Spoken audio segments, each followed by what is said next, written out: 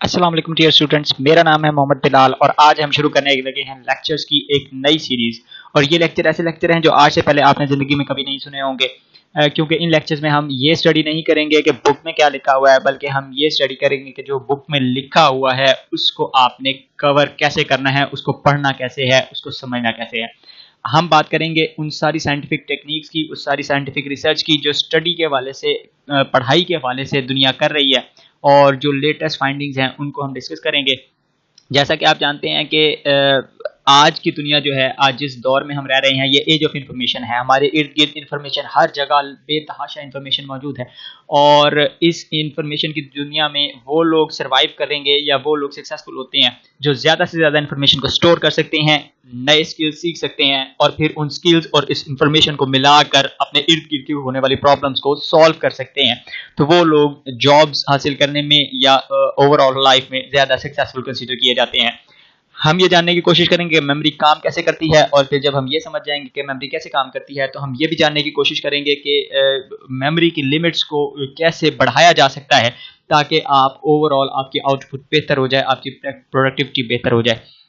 तो जो चीज़ें आप इन लेक्चर्स में सीखेंगे वो ना सिर्फ आपको स्टूडेंट लाइफ में, बल्कि आइंदा आने वाली ज़िंदगी में, प्रोफेशनल लाइफ में भी आपकी बड़ी हद तक कारगर साबित होंगी। इन लेक्चर पे आप देखेंगे कि सबसे पहले तो हम बात करेंगे कि जिस वक्त आप क्लास में बैठे होते हैं और टीचर आपको पढ़ा रहा होता है, तो आपने अपना जो टीचर पढ़ा रहा है उसको नोट्स कैसे लिखने हैं, कैसे लेक्चर को नोट करना है, कैसे स्टडी गाइड को या बुक्स को रिव्यू करते हुए आपने नोट्स तैयार करने होते हैं। फिर दूसरी चीज़ हम ये भी देखेंगे कि जो पढ़ने के लिए चीज़ें होती हैं, मसलन हमारे पास टेक्स्ट बुक है, तो टेक्स्ट बुक को कैसे स्टडी करना है, उसके लिए कौन सी इफेक्टिव टेक्निक्स हैं कि उसमें लिखा हुआ मटेरियल आप ज़्यादा देर तक याद रख सकें। फिर हम बात करेंगे कि मेमोरी काम कैसे करती है, और हम समझने की कोशिश करेंगे कि मेमोरी की क्या क्या लिमिट्स होती हैं और क्यों होती हैं। और फिर हम ये भी बात करेंगे कि उन लिमिट्स को कैसे इंक्रीज़ किया जा सकता है। फिर हम प्लानिंग और ऑर्गेनाइजेशन, जैसे कि आप जानते हैं कि हर किसी काम को करने के लिए बहुत ज़्यादा ज़रूरी होती है, तो हम प्लानिंग एंड ऑर्गेनाइजेशन के हवाले से भी बात करेंगे। फिर हम बात करेंगे फोकस एंड कंसंट्रेशन की। फोकस क्या होता है और क्यों हमारा फोकस, हम डिस्ट्रैक्ट इतनी आसानी से क्यों हो जाते हैं, और फिर कैसे अपने फोकस या कंसंट्रेशन को बढ़ाया जा सकता है, अपने टारगेट की तरफ फोकस रखा जा सकता है, इसके ऊपर बात करेंगे। फिर स्टूडेंट्स का एक बहुत बड़ा मसला ये भी होता है कि वो हमेशा आज का काम कल पर डालते रहते हैं, तो हम ये देखेंगे कि हम ऐसा क्यों करते हैं और फिर इसका सोल्यूशन क्या है। इसके अलावा हम बात करेंगे कि एग्जाम्स की तैयारी के लिए प्रॉपर प्लानिंग कैसे की जा सकती है, और एग्जाम्स में बेहतर मार्क्स कैसे हासिल किए जा सकते हैं। इसी से रिलेटेड एक और मसला ये है कि एग्जाम्स के दौरान या एग्जाम से पहले अक्सर औकात स्टूडेंट्स बहुत ज़्यादा परेशान हो जाते हैं, बहुत ज़्यादा स्ट्रेस का शिकार हो जाते हैं, और वो उस तरह परफॉर्म नहीं कर पाते जैसे उन्हें करना चाहिए था, हालांकि उनकी तैयारी भी अच्छी होती है।